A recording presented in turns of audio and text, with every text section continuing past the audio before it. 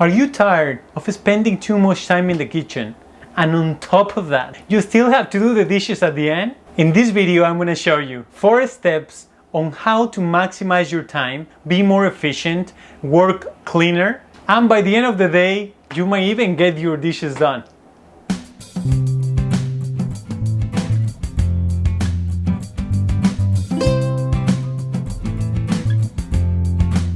Hi, welcome back to my channel.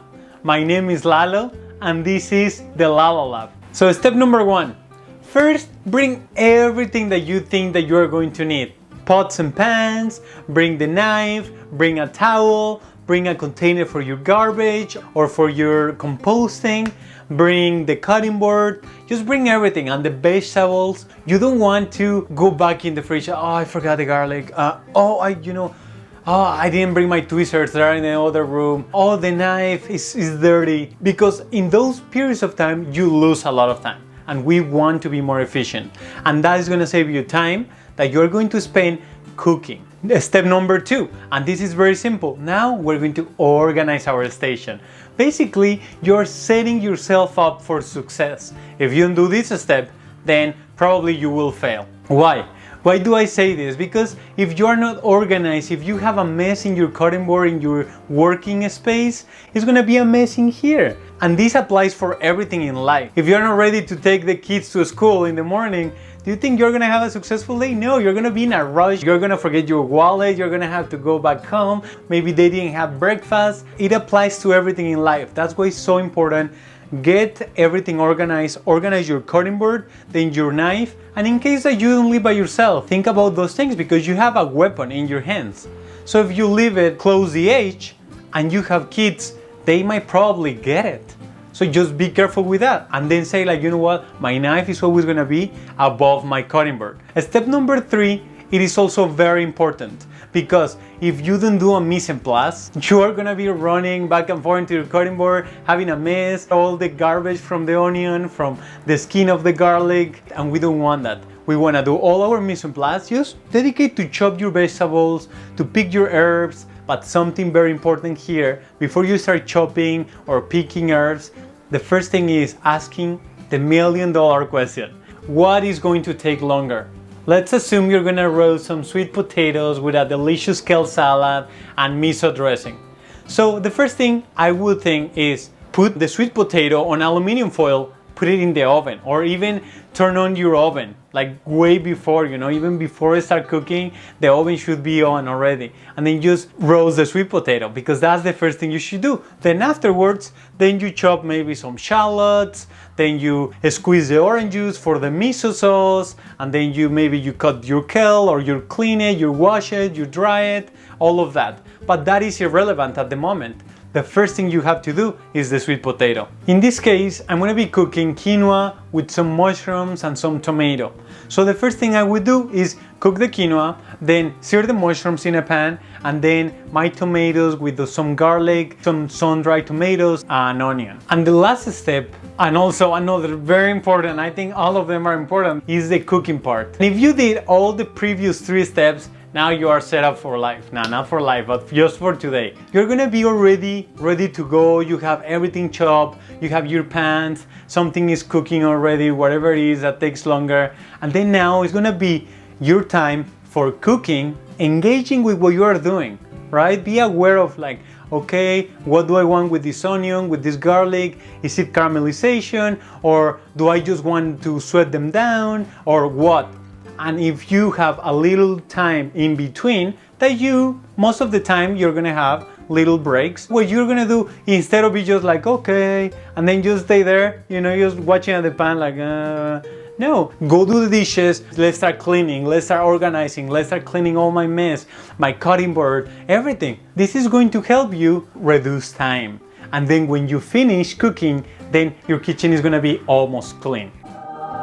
Always keep in mind the flame that you are using. If it's super hot, you're not gonna be able to move because the things are gonna burn. So just use medium or low flame unless you need really high flame. But in the meantime, while all of that is cooking, I'm gonna be cleaning, I'm gonna be organizing my kitchen. But also, other thing that you have to keep in mind is thinking always ahead. Let's say you have to sear tofu, you don't have to wait for the onion and the garlic. You can start searing that tofu, right? So be thinking in advance, because the tofu is gonna take a little bit of time. Turn your grill on or your pan on and then sear the tofu. And then while those two things are going, you are cleaning, organizing, selecting the place you're gonna use, how many people are gonna eat, checking that the portion is gonna be enough for all the people that you're cooking, or if it's only for you, even just grab the plate.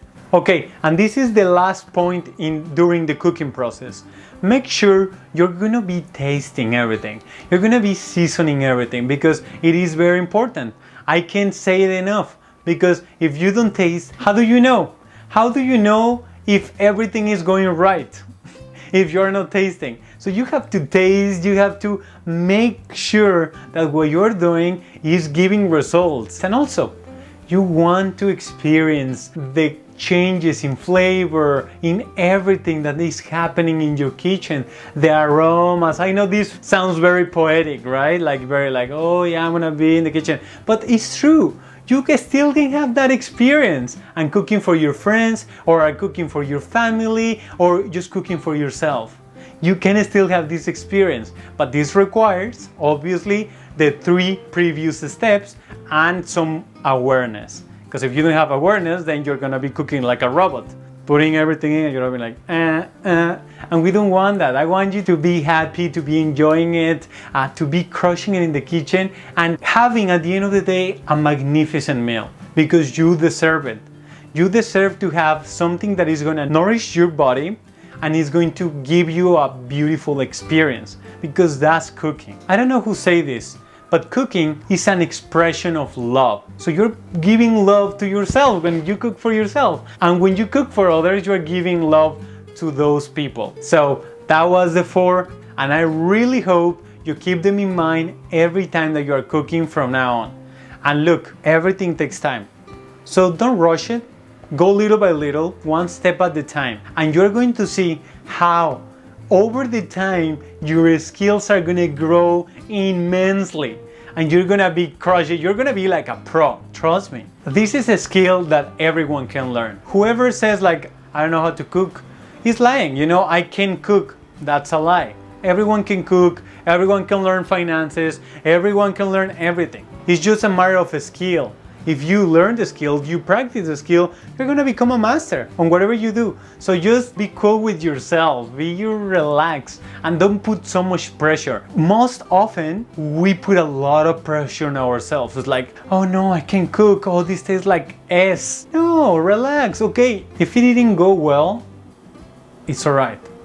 You're gonna have another opportunity. And if you have it, just make the most of it. And if it doesn't go well again, just keep trying. You know, that's life.